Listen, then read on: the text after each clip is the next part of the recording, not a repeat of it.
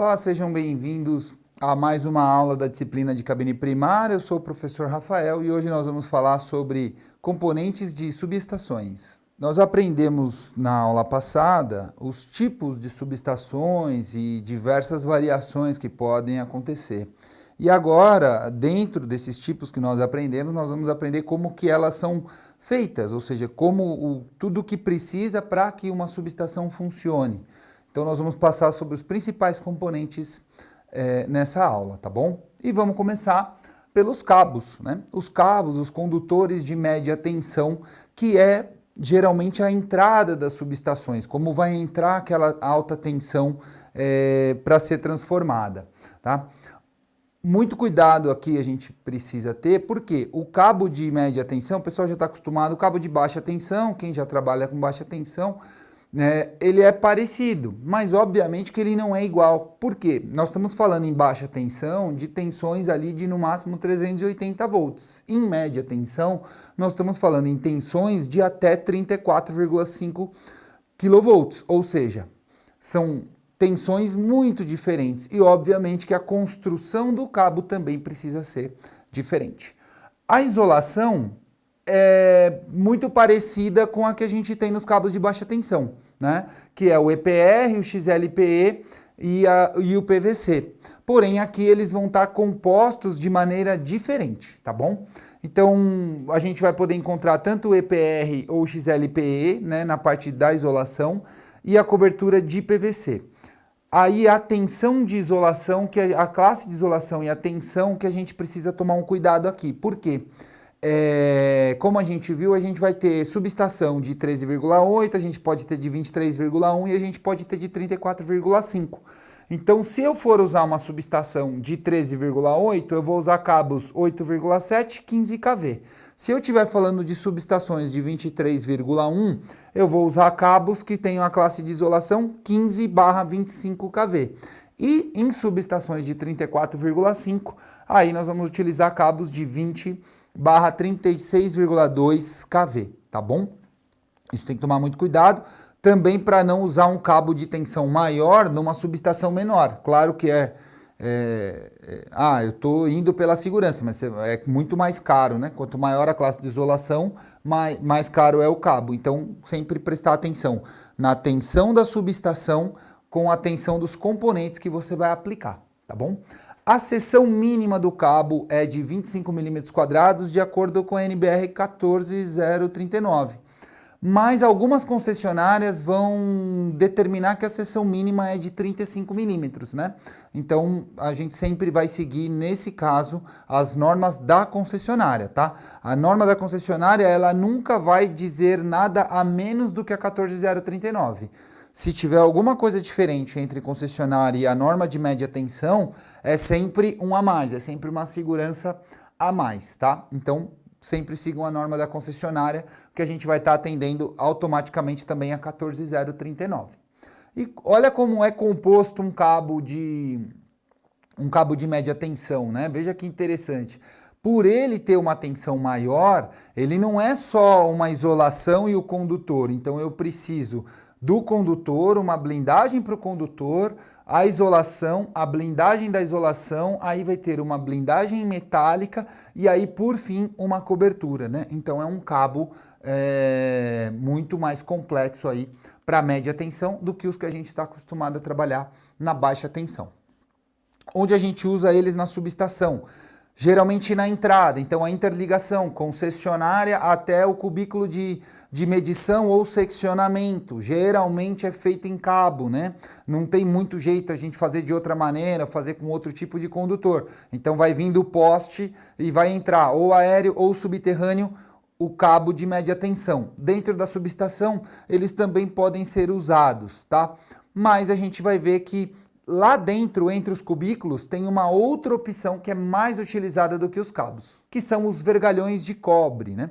Dentro da subestação, depois que a gente recebeu a média tensão ali com o cabo vindo da concessionária e passou pela primeira seccionadora, a gente tem a opção de utilizar os vergalhões, né? Veja que pelas imagens, até que a gente já passou nas outras aulas, essa imagem, algumas imagens que está na apostila, vocês vão ver que o vergalhão são essas linhas coloridas, né?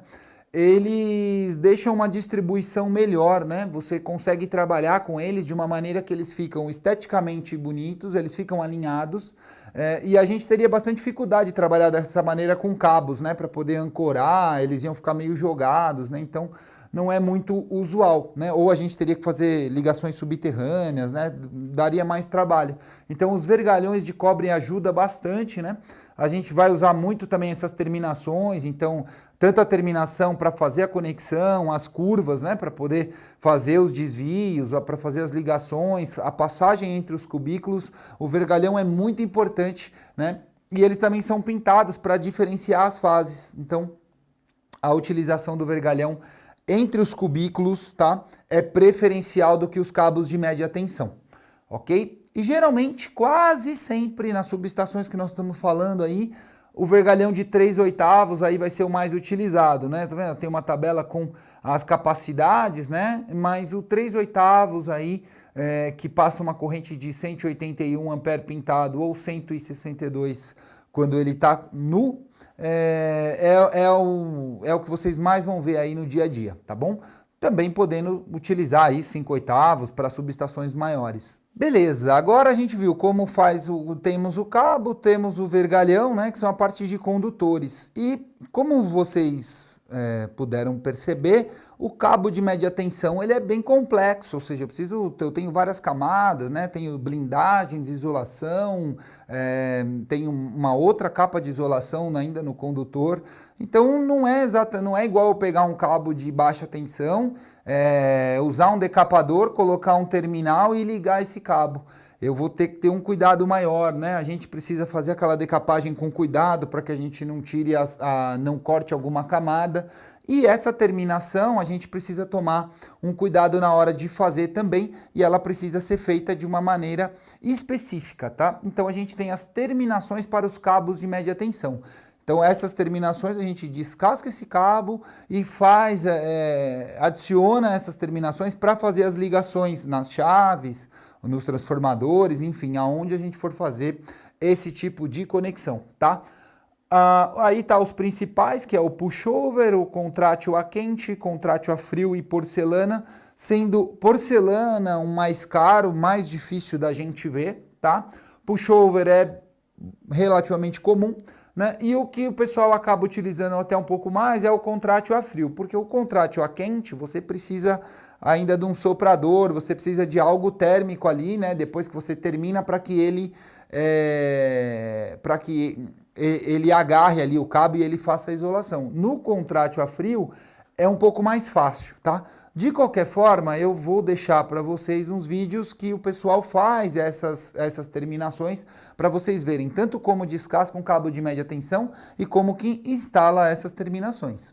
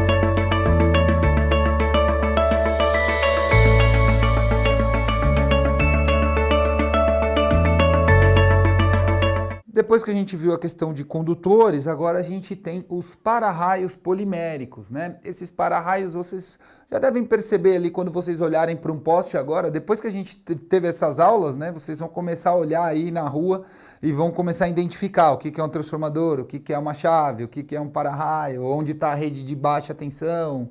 Então vocês vão começar a ver isso a partir de agora, né? Depois do nosso curso.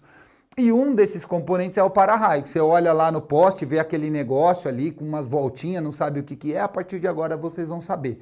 E eles são extremamente importantes, tanto para a rede lá em cima, quanto dentro da subestação. Os para-raios, eles funcionam como uma espécie de um resistor ao contrário, tá?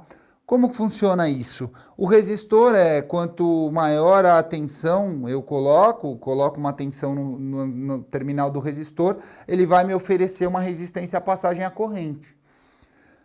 No caso dos para-raios poliméricos, a varistor ou centelhador, eles têm um comportamento ao contrário. Quanto maior a tensão nos terminais, eles conduzem ao invés de criar uma resistência. E para que serve isso? A gente vai ligar esse para-raio em paralelo com o terra. Então, quando ele sente uma tensão maior do que a que ele foi projetado ali para sentir, ele interliga, ele entra em curto com o terra, tá? Então isso aí faz com que, se tiver um raio ou um surto de manobra, algo que possa danificar ou entrar na instalação, esses para-raios desviam para a terra. E a gente tem eles tanto lá no poste, né, instalado nos postes, quanto também nas entradas das subestações. É importante a gente colocar ali internamente. Obviamente eles sempre precisam estar ligados às malhas de aterramento, tá? A tensão para poder determinar o para-raio sempre é a tensão nominal de rede. Então, se você está trabalhando com 13,8, um para-raio de 15 kV. Se estiver trabalhando com 23,1, o para-raio precisa ter a tensão nominal de 25. E na de 34,5, o para-raio precisa ter a tensão nominal de 36,2. E a capacidade de interrupção geralmente é na ordem de 10 kA. As normas das concessionárias também já deixam lá especificados qual é o tipo de para-raio para usar, tá? Então, quase tudo que a gente está falando aqui, sempre na norma da concessionária, ela já vai estar falando qual é a que ela quer que você utilize ou quais são as opções de acordo com o tipo ou a classe da subestação. Bom, depois dos para-raios nós temos os isoladores, né? Eles servem para a gente fixar os vergalhões ali, então no suporte da mesa dos TCs, no suporte antes de ligar no disjuntor de média tensão. Então a gente coloca esses isoladores, né, que tem o tipo pedestal, geralmente tipo pedestal, em epóxi ou em porcelana, né, para poder acomodar ali basicamente o vergalhão. A diferença do epóxi para porcelana é basicamente custo, né? Antigamente era mais comum ver de porcelana, hoje em dia vai ser mais comum ver o epóxi, né? Porque ele tem a mesma função e consegue atender da mesma forma com um custo inferior, tá? Mas também não é difícil vocês encontrarem esse do tipo de porcelana por aí. Um outro componente importante, parece o isolador, tem uma função parecida, é a bucha de passagem. A diferença é que os isoladores, a gente vai usar ele como um pedestal entre os suportes, né?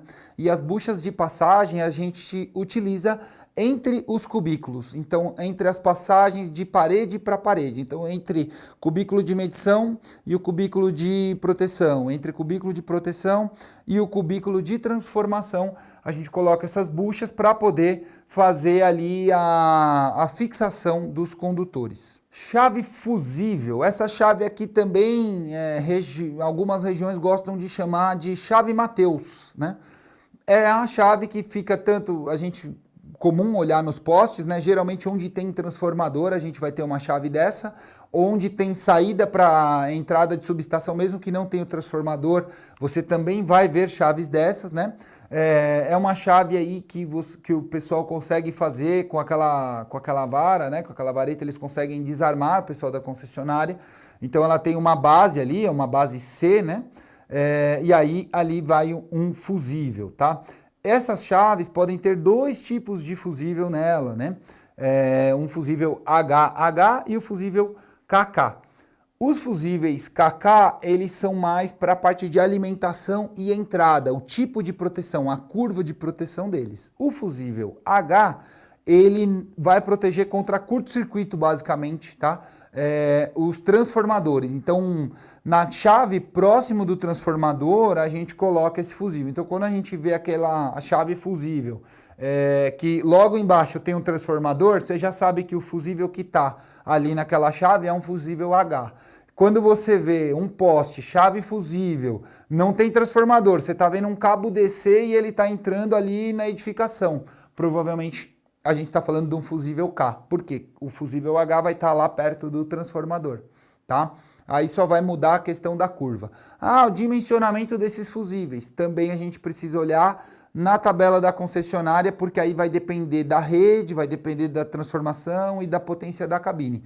Mas aí vai ter tudo certinho qual fusível a concessionária pede para utilizar e qual a chave elo fusível também, né? Porque tem chave elo fusível de 100, chave elo fusível de 200, né? Geralmente o pessoal utiliza a de 100 mesmo, mas sempre vai ter isso especificado na norma da sua concessionária. Outro item extremamente importante são as chaves seccionadoras, tá? E aí nós temos diversos tipos de chaves, aqui vamos mostrar as principais. A chave faca ou chave unipolar, ela é uma chave que ela tem o único sentido dela é só fazer manobra, ou seja, é abrir e fechar.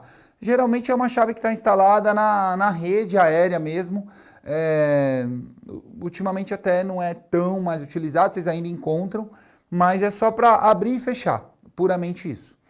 Aí agora a gente já encontra as chaves que estão dentro das subestações, que a gente instala dentro das subestações. Chave seccionadora sem carga e sem base fusível. É importante, a gente tem dois tipos de chaves quando a gente fala de seccionadora. Chave seccionadora sem carga e chave seccionadora sob carga. Qual é a grande diferença dessa? A chave seccionadora sem carga, ela só pode ser aberta quando a instalação está desenergizada. Por quê? Por causa do arco elétrico, tá? Então, se a gente abrir uma chave seccionadora sem carga e ela estiver em carga, ela vai dar um arco elétrico. E a gente não quer isso, né? Principalmente porque isso tem risco à vida, inclusive. E a chave seccionadora com carga, ela já tem ali, ela é preparada para que, se você abrir ela em carga, tá? Ela tem meios ali para que reduzir ou extinguir esse arco, tá? Ou seja, para que não exista esse arco. Então, sempre chave sob carga, podemos abrir em carga. Chave sem carga, nunca em hipótese nenhuma abrir em carga, ok? Então, por isso que a chave seccionadora sem carga, geralmente é a que fica lá na entrada. Então, a entrada do cubículo de medição ou cubículo de seccionamento, ali geralmente a gente vai ter uma chave sem carga, né? E sem base fusível também, né? Também pode ter com base fusível? Pode. Aí qual a diferença? Em vez de você tiver que instalar um fusível ali, por exemplo, um fusível K, alguma coisa assim, se você precisar instalar, você pode instalar nessa chave, não precisa instalar com aquela base C, com aquela chave elo fusível. Aí vai depender da questão de espaço, custo, disponibilidade de equipamento, mas é uma opção. E agora, a chave seccionadora sob carga com base fusível, essa geralmente é a que a gente instala no cubículo de transformação. Porque aí a gente chega com a média tensão, chega com o vergalhão saindo do disjuntor, e ali eu tenho seccionamento, né? O seccionamento para os transformadores. E aí eu já tenho, como eu estou ligando no transformador, essa chave eu preciso que ela seja sob carga. Porque se eu precisar desligar o transformador e ele estiver em uso, eu não posso correr o risco. E aí ali eu já tenho a base fusível para ligar aquele fusível para proteção do transformador, tá? Então, essas são as principais chaves que vocês vão encontrar quando vocês entrarem numa subestação ou estiver fazendo um projeto de uma subestação. Transformadores de instrumentos, extremamente importantes tanto para medição quanto para proteção. O que são esses transformadores? A gente está falando numa subestação de tensões aí da ordem de 13,8, 23,1, 34,5. E obviamente que essas tensões, elas não são tensões que a gente consegue mexer, ligar equipamentos, enfim, fazer outros tipos de coisas que não seja coisas mais práticas, né? E o medidor não consegue ler uma tensão tão alta. E ele nem vai conseguir ler essa corrente tão alta também. Então o que a gente precisa fazer? Usar transformadores de corrente e transformadores de potencial para pegar essa média tensão, abaixar a níveis menores para que o medidor consiga ler, tá? Esse na parte de medição, TC e TP para medição. Então, TC para medição, eu preciso abaixar a corrente para que o medidor consiga ler essa minha corrente. Ah, mas como é? Ele vai ler uma corrente menor? Não, a gente vai instalar tem uma relação, né? Na apostila eu deixei lá a tabela de relação de todos os TCs. Então, instalei uma relação 100 para 1.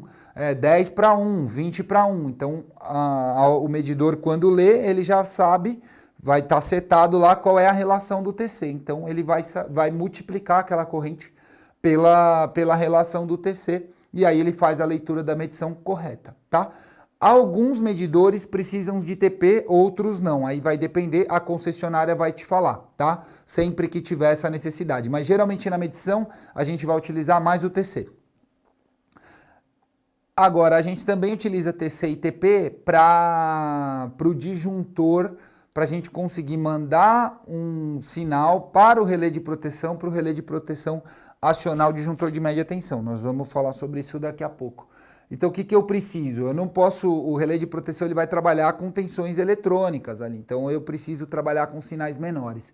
Então, eu tenho um TC para poder mandar esse sinal, se ele entender ali que essa corrente está passando, ele vai entender através do TC, para a gente não precisar ligar uma corrente tão alta num relé de proteção. E também o transformador de potencial, porque além de alimentar o TC o relé de proteção, a gente também vai precisar de tomada, iluminação de emergência, algumas coisas na subestação a gente vai utilizar a saída do TP, né? Porque eu não tenho, se você parar para pensar, eu não tenho baixa tensão na subestação a não ser na saída do transformador. Mas aquela saída é uma saída que vai para um QGBT. Então eu preciso dentro da subestação de coisas ali de 110, 120, né? 115, 120 geralmente, 115 ou 220 que é a saída dos TPs.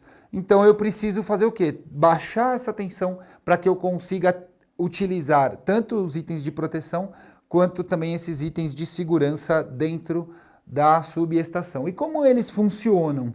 Como funciona aí o transformador normal? Eu vou ter um primário e um secundário, né?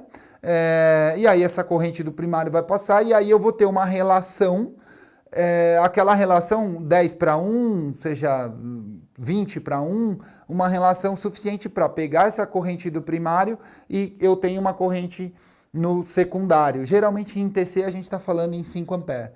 No TP a mesma coisa, eu vou ter um enrolamento, ou 3 no caso, né? Se eu tiver ali 3 fases, eu vou ter um para cada, um TP para cada fase. Eu vou entrar ali com uma tensão alta, e essa tensão alta eu vou abaixar ela, né? Ou seja, eu abaixo ela para 115 ou 220. Agora vamos falar então do componente principal das subestações, que é o transformador de potência. Agora há pouco a gente viu os transformadores de instrumentos. Então, transformador de instrumento, eles vão ser utilizados ali para a gente fazer a medição e as proteções. Então, eu vou pegar a média tensão e transformar isso numa tensão mais baixa ou numa corrente mais baixa. Aqui é o contrário, né? Aqui o que a gente vai pegar a média tensão e transformar na baixa tensão, mas aí já para utilização em potência, né?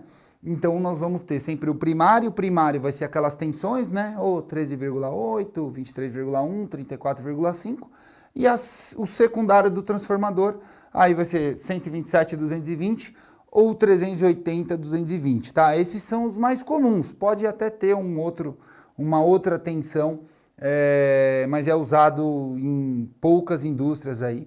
99% das vezes vocês vão ver 127, 220 no secundário ou 220, 380, tá bom?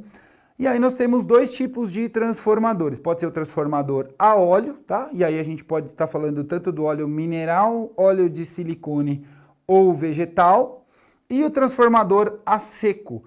A diferença dos dois, o a seco, ele utiliza como meio isolante um epóxi, né? Uma resina epóxi. O que acontece nesse tipo de transformador a seco, vocês estão vendo ali, ó, aquela parte de cima, aquilo ali é um sistema de refrigeração forçada. Por quê? No transformador a óleo, o próprio óleo ele serve como isolante e também como uma refrigeração ali das bobinas, né? Já no transformador a seco, a gente precisa ter essa refrigeração, essa ventilação forçada, tá? Então a gente precisa prever o sistema de refrigeração, vamos dizer assim, para as bobinas do transformador, tá? Aí lembra lá que a gente comentou sobre a subestação integrante e não integrante, né? Então é aqui que a gente está falando, ó. Se eu for utilizar lá o transformador a óleo, eu não posso utilizar a subestação integrante, então tem que utilizar o transformador a seco. Então se eu tiver que utilizar o transformador a seco, eu preciso pensar na ventilação, no sistema de ventilação dele. Então são coisas que a gente tem que sempre ir avaliando aí quando a gente estiver determinando componentes para uma subestação. Bom, os disjuntores de média tensão, eles funcionam diferente do que os disjuntores de baixa tensão, aqueles mini disjuntores, ou até mesmo o disjuntor de caixa moldada, que a gente chama de termomagnético. Os disjuntores de baixa tensão, eles têm um sistema ali dentro que conseguem perceber tanto pela corrente ou pela temperatura, e aí de acordo com a curva de cada um, ele vai desarmar, né? De acordo com o que estiver passando dentro dele. No caso, o disjuntor de média tensão, ele funciona de uma maneira totalmente diferente. Basicamente, ele vai abrir e fechar esse circuito. E como que ele vai ler, como que ele vai entender se a gente está em sobrecarga, se a gente está em sobretensão, se a gente está em curto-circuito? Aí nós vamos precisar de um outro componente, tá? Então, o disjuntor de média tensão é basicamente para ele abrir o circuito e extinguir o arco. Então, por isso que nós temos esses componentes ali, disjuntor a óleo, disjuntor a vácuo, disjuntor HCF6. O que vai mudar? O que muda? Quando a gente fala vácuo, óleo ou gás CF6, é o meio que esse disjuntor foi construído para extinguir o arco. Então, na hora que abre um circuito em média tensão, existe o arco elétrico e o disjuntor de média tensão ele precisa extinguir esse arco, tá? Mas ele é basicamente uma peça que a gente precisa comandar ele, ou seja, a gente precisa conversar com ele eletronicamente ali para que ele tenha, para que ele atue, né? Então ele não tem essa inteligência interna, tá? E quem vai ser a inteligência dos disjuntores de média tensão? Os relés de proteção, tá? Então, relés de proteção são extremamente importantes, né, na subestação, e aí a gente tem alguns parâmetros, conforme a tabela ANSI, lá na apostila tem a tabela com todos os parâmetros, tá? Mas os mais importantes, que vocês sempre vão ver em qualquer lugar, parâmetros 50, 51, 50N, 51N, que são sobrecarga e curto-circuito, sobrecarga e curto-circuito, e quando a gente coloca o N é porque a gente está falando da função no neutro também e não só nas fases, tá? Em alguns casos vai ter também o parâmetro 27, algumas concessionárias pedem que é subtensão, né? Porque você tem alguns riscos ali quando você está trabalhando em subtensão, então às vezes pode atuar também a proteção para evitar que algumas máquinas tenham algum problema maior, né? Então, como que vai funcionar? O relé de proteção ele vai estar instalado, ó, tá vendo embaixo? Eu deixei aí tem uma cabine blindada instalada com disjuntor de média, o painel do relé de proteção em cima, ó, e logo ali acima uma caixa que tem o no break, uma tomada de serviço, né? Então é basicamente um painel eletrônico. Esse relé de proteção ele vai ser programado através de um negócio que chama estudo de proteção e seletividade. Então esse estudo de proteção e seletividade, parecido com aquelas curvas que a gente tem do disjuntor de baixa tensão que o fabricante nos fornece, Esse estudo, no caso da média tensão, a gente precisa fazer esse estudo, isso aí, depois quem se interessar por isso pode buscar aí um estudo à parte, né? Porque teria que fazer um curso só disso. Então vai ter basicamente umas curvas, né? Então vai ser a curva ali de acordo com o tempo para quando que a gente manda abrir ou não. Então vai verificar o tempo, quantas vezes a corrente já está acima, em quanto tempo determinado. Então precisa fazer esse estudo para cada caso, para cada subestação, e aí programar um relé de proteção.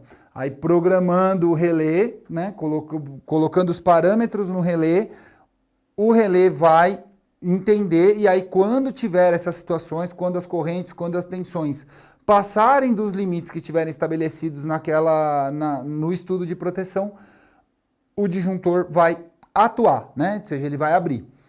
E aí, como é que o relé conversa, como é que o relé vai entender? Vocês estão vendo que ele é um equipamento eletrônico. É por isso que a gente tem lá os TPs e os TCs. Então, sempre no cubículo de proteção, vocês vão ver que nós vamos ter uma espécie de um armário ou um suporte.